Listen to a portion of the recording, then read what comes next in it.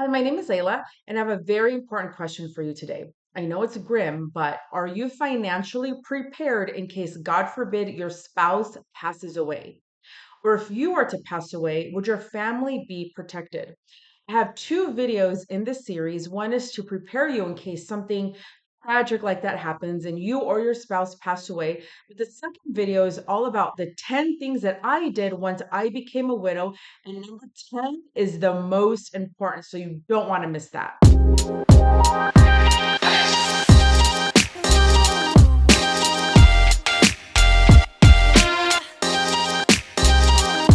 Okay, so let's get started. In this video, I'm going to cover 5 things that I really recommend that you do to prepare yourself in case, God forbid, you pass away or your spouse passes away. And a lot of this information comes from personal experience. I became a widow when my twins were 11 and a half months old. And in the description, I'll put a link to the story if you want to read a little bit more about that.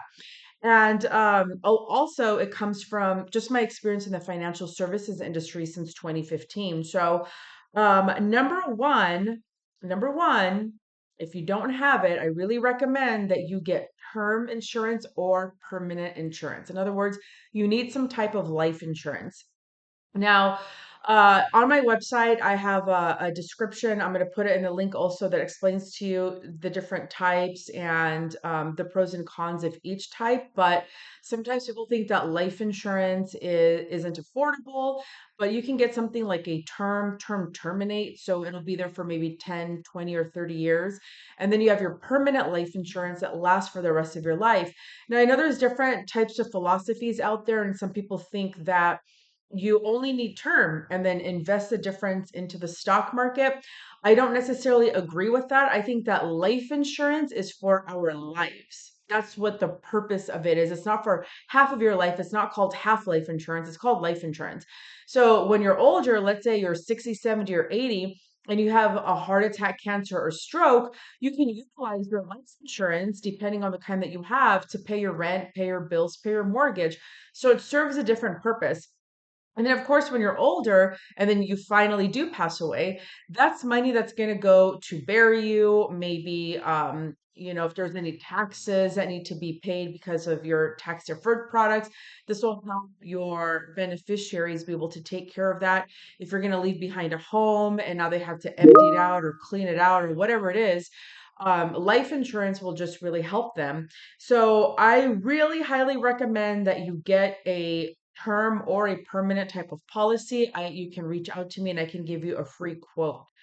Number two, you have to update your beneficiaries. Not only update them with your life insurance policy itself, but update them with the bank or any other investment vehicles that you have. Make sure that your beneficiaries are up to date. Number three, get a will or a trust. I didn't have a trust before my husband passed away, but after my husband passed away, I did. I got a trust. I had to then determine who was going to take care of my twins. In worst case scenario, something happened to me. So I needed to figure out who was going to take care of them. I changed my life insurance beneficiaries to be to my friend that's going to take care of them. But then the other part I did directly to my daughter. So get a will or a trust, and I can also help you out with that. You can reach out to me. The link is in my website. It can help set you up with a will or a trust. Number four, I think this is super important too, which is organize all of your important documents. Thankfully, my husband was very organized. So after he passed away, I knew where his credit cards were. I knew that, our car, our car was in his name. I was able to take care of that. Of course, I knew who my landlord was at the time I was renting. Now I'm a homeowner, also thanks to life insurance. So I highly recommend that you keep all of your documents orderly and neat. I know sometimes in a marriage, one person tends to be the one that knows more about finances than the other person. I recommend at least you communicate and you say, hey, I know I'm taking care of the finances, but these are where all of our forms are. This is a title to the house.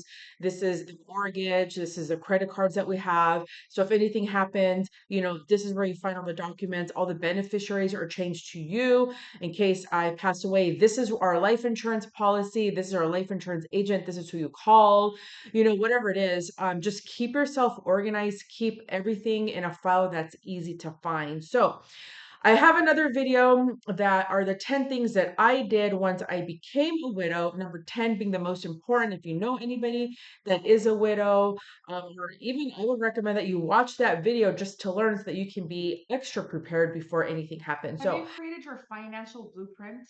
Do you know if you're going to pay a lot in taxes when you're ready to retire or a little in taxes when you're ready to retire? Do you know where the majority of your money is? Do you have a financial plan in case of heart attack, cancer, or stroke? Are you going to have to dip into your retirement or are you going to have tax free money that's going to come in and help you pay your bills, pay your rent, and for any help that you need? If you haven't planned and if you don't have your financial blueprint yet, head over to topfinancialagency.com/blueprint to get yours. You're going to learn life-changing information that you need to implement right away. You're going to be able to master your finances, and most importantly, pay less in taxes when you're ready to retire. So head over to topfinancialagency.com/blueprint to get your financial blueprint today.